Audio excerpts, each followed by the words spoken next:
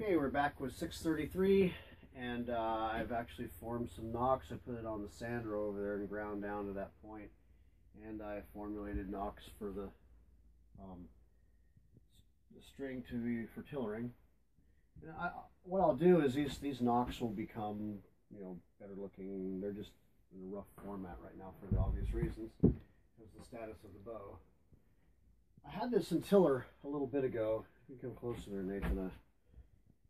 That line I've marked there, you're going to see why I put that line there. So I'm going to go ahead and show you the status of this bow. And I'm working in increments. I'm being careful. This is going to be a 30-inch draw bow, so I have to consider all these things. All right, so I want to do this at tiller. Excuse me, at brace. And I talked to you before about the Flemish bowstring, and it's one of the great things about this. If I let this be like it is right now, I'll have a low brace, because what I'm going to want beneath that nock is my full hand's width like that. Okay, so I'm going to have to twist my string the opposite way here. And I check this. This is very common and to your advantage. If you have an issue with your bow, maybe your nock is not in the right place exactly, or something like that. This can happen. We should be pretty close to brace here. See right there, the bottom of the nock, my hand. Your common man's fingers is going to be about 3, or a big guy, maybe 3 1/4, 3 1/2 for big finger spread there. Okay, so now I'm going to put this to brace. Let's bring it up. It's a stout bow right now, believe me. All right. And there we are at brace, right there. That's a respectable height. You got a little bit of play here, between 6 1/4, 6 1/2 on a common brace for that. And you're going to see now why I marked this area. And we are at brace, which is right about 6 inches. And watch what I do here. We're just looking at brace. I don't even have to stretch it yet.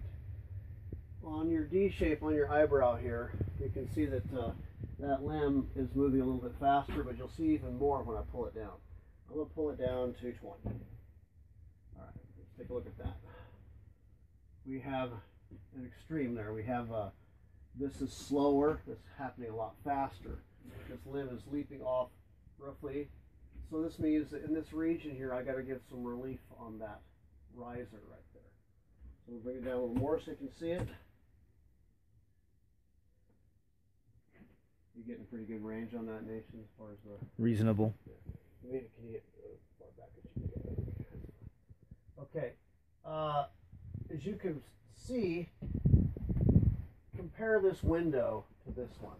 You have a much slower limb happening here. And so I'm going to leave this alone, and I'm going to work on this guy here for a little bit. So the next time we tiller this,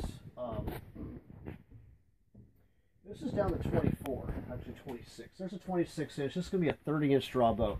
I have to take into consideration how much further this limb is going to bend, and I'm in true tiller right now. I'm not using my tiller boot, which is just a kind of common limb check. Right here is true tiller right there. It's what the bow's brace is going to be. I need to correct that limb. So sometimes I leave it string in. I have to do that frequently when I'm doing this. And I'll just focus on the area that I have marked. And I will just scrape this up, working around it. And you have to do this in increments, because even though this bow looks like it's going to be extremely heavy still right now, truthfully, it's easy to remove it all in the wrong place. And I'm watching the shape of this that can gradually change. I've actually changed the entire radius of the bow doing this very quickly. And I'll probably unstring it here in a second anyway. I just want to watch this one more time and see how much difference I made by removing some material.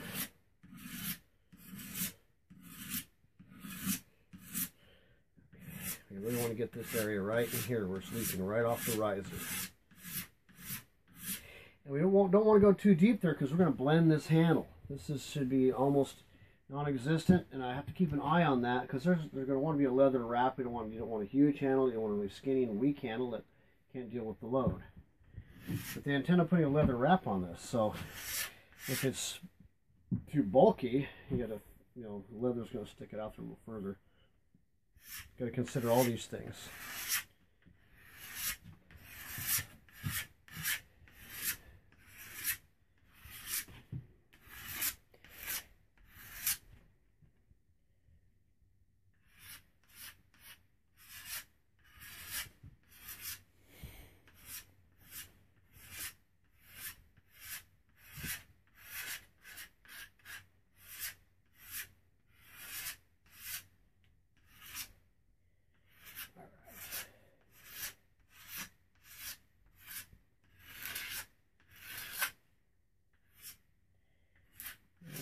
Removal of this is kind of a challenge because the surface of that limb is not 100% exact. Alright, we're going to put this back up in here and just kind of, I'm going to stretch it out a little bit, give it some play here, kind of just work it. 4. We are getting a little better. Got some work, but it's not ever going to be 100% perfect. It's going to be, we're just going to get it really close. And I can see where I'm going to get even further down here a little bit more. This is getting better already, but now it needs to be down into here. So I got to put some reminder marks. This part of the belly has got kind of a lumpy spot here. I feel a lump right there. We got to get rid of that. Let's take it down to 26. Very good. Take it down to 28. We're within 2 inches of draw. Okay. Looking good. It's just kind of a little bit off there still. This is probably at least 60 pounds in this position, so I got some poundage to remove. So I'm going to work on this area. I'm going to unstring this now so I can focus on that and put it back in the tiller, and next time we video it, we should be having that pretty evened out. So just to give you an idea, this is a very critical process to getting the bow in its format. And there's something else, a bit of truth that we'll show here when I unstring this thing.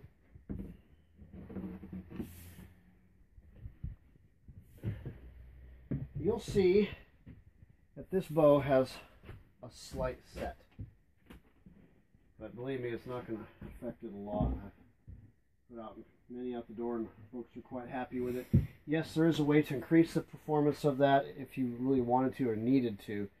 I don't know how necessary it's going to be because these bows have been putting out, they hold up very well, and I got some samples here that I shoot, and they shoot like a bat out of hell, and they have a moderate set. This is not a great big set, but it's almost like normal. But if you want to reduce that a little bit, if it was truly necessary for what you want as far as maximizing your performance of your bow, is to rough this out, leave it in its cube form, just very generally roughed, and then you're going to put a block underneath the handle here, and you're going to pin it back with clamps to the to a 2x6 or something like that, and let it set for a while.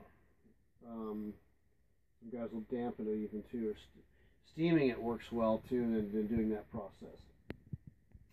Either way, you could enhance this by deflexing it back, taking that set out, but it's not that big of a deal, to be honest with you. This bow here will survive for a long time and shoot very, very well, even with a light set. It is the nature of what's happening here. You're removing materials, and yes, there is a way to maximize the performance of this and increase its straightness, but still, it's not 100% necessary. Anyhow, the next time you see me, I should have see this video will be, hopefully we have corrected that limb problem.